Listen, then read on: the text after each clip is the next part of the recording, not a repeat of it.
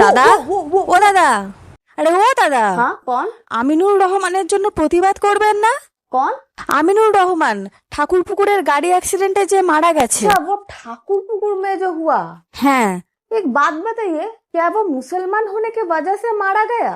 না না না, মুসলমান হওয়ার জন্য কেন মারা যাবে? ইট ওয়াজ অ্যান অ্যাক্সিডেন্ট। কতগুলো অসভ্য জানোয়ার ছেলেমেয়ের ফুর্তির বলি হলো একজন সাধারণ নিরীহ মানুষ। क्या निरी।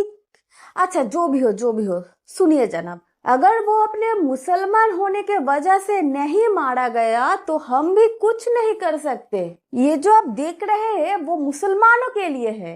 अगर आज वो अपने मजहब के लिए मारा जाता तो तब आप देखते कि हम क्या करते। हम पूरा कोलकाता में और ठाकुरपुकुर में चक्का जाम करवा देते, पूरा चक्का जाम करवा देते।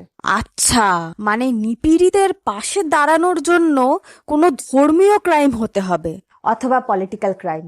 আর যদি তা না হয়, কেউ আপনার হয়ে ন্যায় বিচারের আওয়াজ তুলবে না, সে আমিনুর রহমান হোক কি জলপাইগুড়ির 5 বছরের বাচ্চা ছেলেটি।